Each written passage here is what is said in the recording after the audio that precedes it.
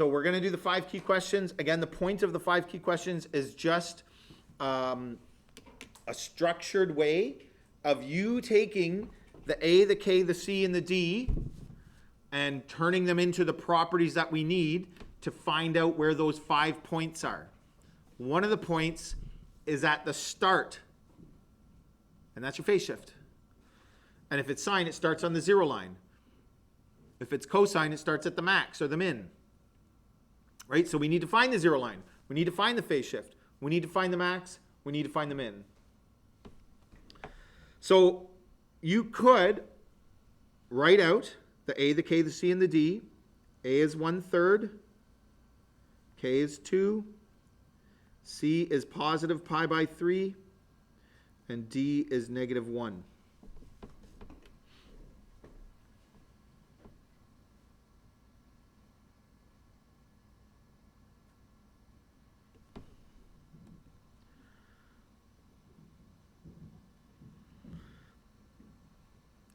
And my 5 key questions are in order, but as I've said, you don't have to do them in this order. But I always start with the 0 line. The 0 line comes from D. So it's y equals negative 1.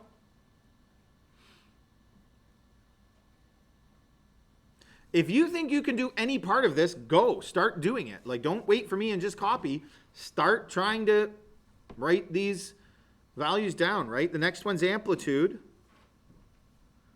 And then we're going to use the 0 line and the amplitude to find the max and the min. If you can do that, try it. And then you can compare your answer. If at some point if you can do half of this and then you get to a point where you're like, okay, this is where I get stuck, perfect. Then stop and wait for me. And that's when you can just focus on that part, right?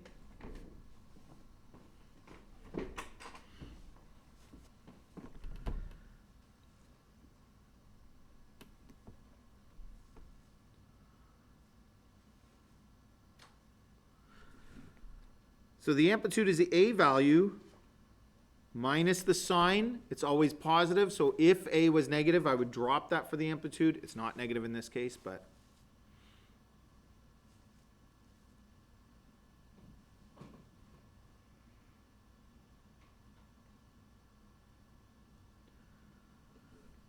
And then with that, I'm going to find the max and the min.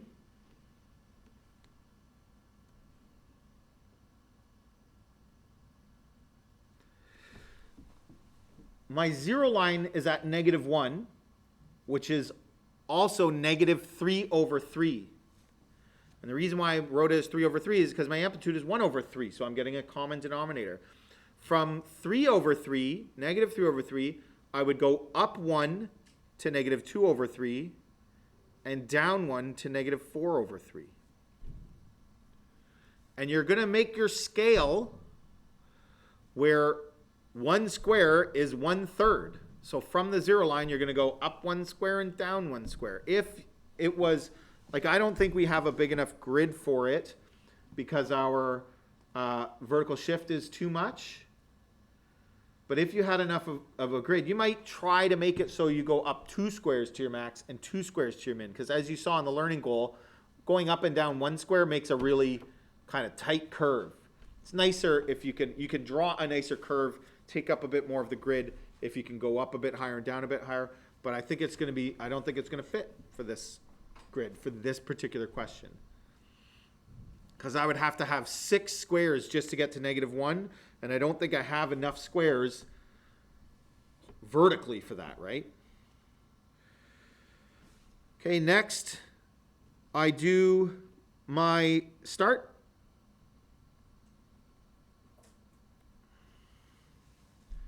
And that's the phase shift. It's x minus pi by 2, so I'm shifting right pi by 2. So my start is at positive pi by 2, 90 degrees.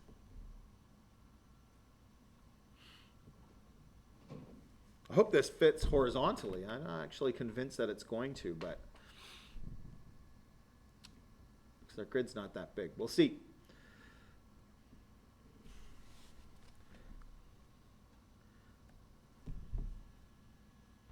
Right? That's just your C value.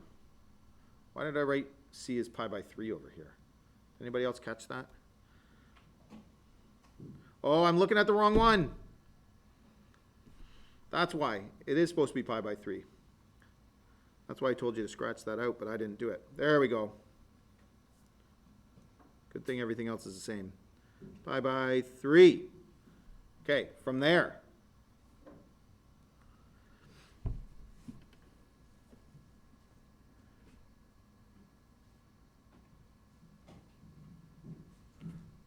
All right, now, period.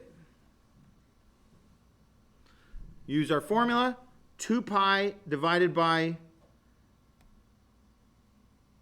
the k value, which is 2. So 2 pi over 2, which is pi.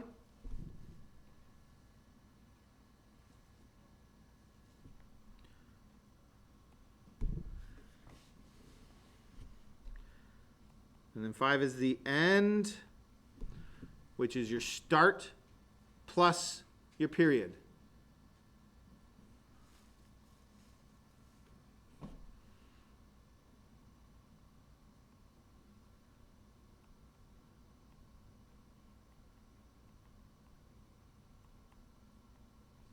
One pi by 3 plus 3 pi by 3, which is 4 pi by 3.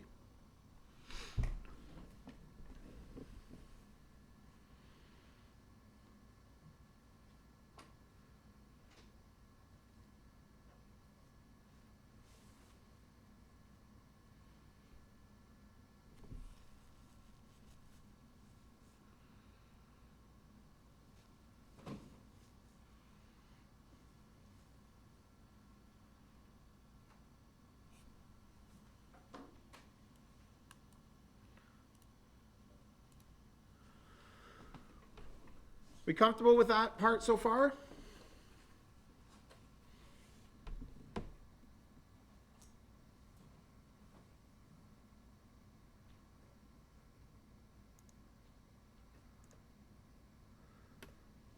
Now with the part that I would say is the tricky part, that a lot of students find tricky, and I think I said this yesterday, I often get students coming back a week later saying I'm still struggling with finding the scale, the x scale, right? Like it takes time. So one thing you need to do is you need to understand the parts of this that are non-negotiable, the parts that are just, this is what you do. And we wrote this down in a different example, so I'm not going to write it down again, but you can look back at the note. The critical point distance, the distance between critical points is your period divided by 4. So I take my period, which is pi, and divide it by 4. So in this case, it's just pi by 4.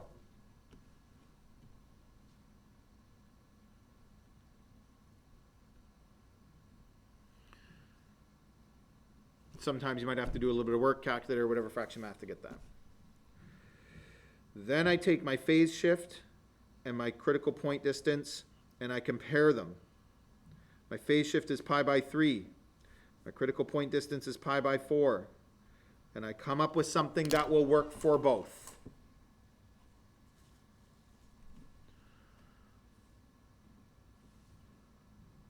The easiest thing to do is come up with a common multiple of both denominators. Like with zero understanding of what's actually happening in the numbers and how these actually work, is I just look for what's a common multiple of 3 and 4. In other words, a common denominator. So we're going to, what do you think? 12, right? So I do pi by 12. And then I can ask, is that going to give me enough squares, or do I multiply it and go more? So if I want to go more, then I would just double it and go to 24. Okay? And then triple it and go to 36 or something, but it's very unlikely that you would ever go that far. It's possible, I suppose, but. So I look at what a common multiple of 3 and 4, and that's 12. But the understanding here is my phase shift is 60. Pi by 3 is 60 degrees. My critical point distance is 45. So if I'm starting at 60, and then every 45, I need to hit a point on my scale, on the grid. I can't count by 30s. That's not going to work. I can't count by 10s. That's not going to work. So we're going to count by 15s, right? Start at 60, and then if I'm going 45 from there, and I'm counting by 15s, that's 3 squares. And pi by 12 is 15. So that's finding that number 15 is when you look at a common denominator. So pi by 12. And we notice that, so pi by 12 equals 1 square. You do not have to write this down. I think I said this yesterday. I'm writing this part down for your understanding so that you know what this number is. That's the value of 1 square. And then the relationship is the critical point. What did I multiply by to get to 1 square? 4 times 3 is 12. So 3 squares between critical points.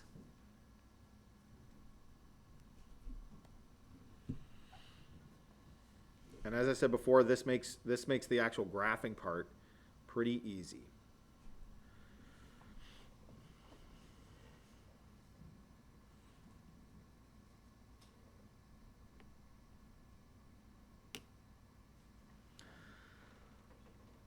So now I got to define my scale. I'm going to count.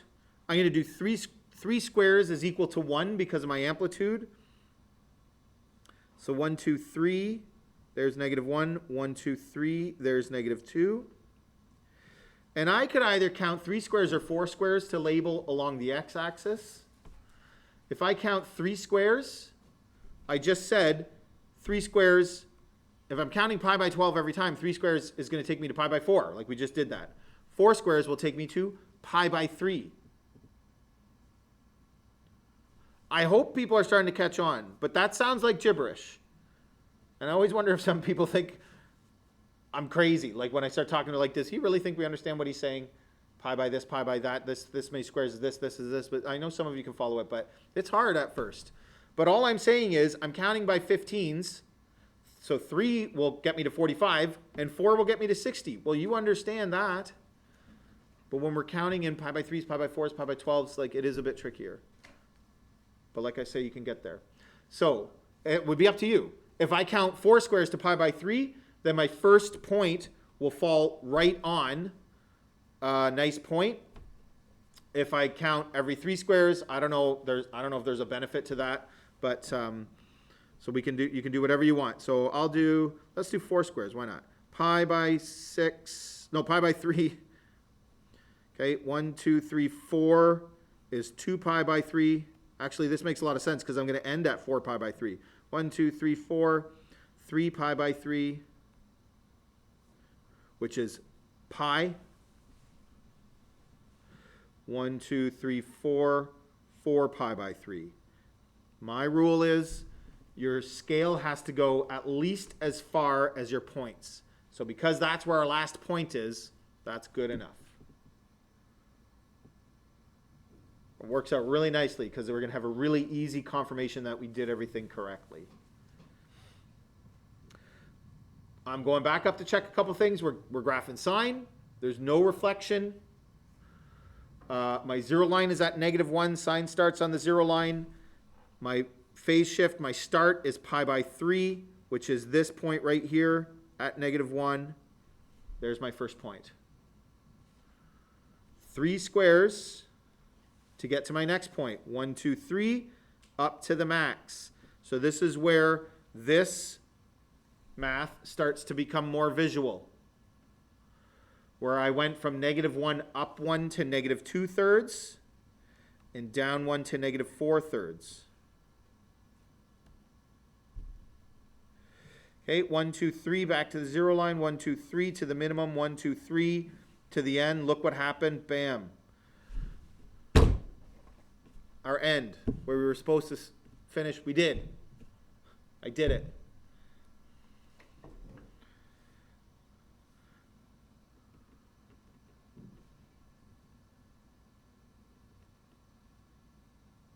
Try to draw a smooth curve. That one's pretty nice. As best as you can. Don't make your turns too sharp. Try to make it smooth. Just practice. No hairy lines. You know what I mean by a hairy line? Some people like to draw their graphs like this. Like, I'm going to do it somewhere else so I can erase it and not muck up my actual graph. But let's say my points were here and here and here. They like go like this. Because I know that we're not all good at drawing. Like, I totally get it. Trust me, I'm terrible. But don't do that, okay? Just do it with a pencil. Practice a little bit. Do your best. I'm not looking to take marks off because people can't draw nice curves, but do your best. Any questions? One thing to look for when you have finished your graphing is there an equal number of squares between points? I mean, in this method, I spend so much time talking about squares and counting squares that it surprises me, but this happens where people will do a graph where, like, you know, they'll have a point here, and then a point here, and then a point here, and then maybe the next point's like here, and the last point's over here. And it's like, this is not really the way a sine curve looks. That's a little exaggerated maybe, but they don't count their squares correctly. And maybe they just miscounted because of rushing. Or my bigger worry is there's something about it that they don't understand, that there has to be, no matter how you do it, even if you use a different method, there are other ways of doing this. Mr. Gardner used to have a somewhat drastically different way of doing this. You still are going to get your points in the same place. Like, you're still always going to have an equal distance between your points. You have to. I don't want to ruin your graph, but what happens if you do like a pi by 4 scale? Yeah, that won't ruin the graph. I'll do it in a different color, and I'll just leave it on there. So 1, 2, so that'd be 3 squares to pi by 4, right? 1, 2, 3 squares to 2 pi by 4, which is pi by 2. 1, 2, 3 squares to 3 pi by 4. 1, 2, 3 more squares to pi. It worked. 1, 2, 3 squares to 5 pi by 4, because pi is 4 pi by 4. 1, 2, 3 squares to 6 pi by 4, which is 3 pi by 2. In this case, I would go past the last point. A lot of people would stop here because the next point is just past, but I'd rather see one more label past the last point. That's what I mean by up to or past the last point. That's what it would look like. Is that what you did? Yeah, nice. And so, I mean, you know, I don't know, advantage to one or the other. Every question is going to be different. Rarely is there actually an advantage. If you did your scale counting by pi by 4s, figuring out that last point is 4 pi by 3 would take a little bit more thinking, but whatever, you know, like when you're starting to get this and you're counting your squares and you're confident with it, you may not even need that final check. I don't know.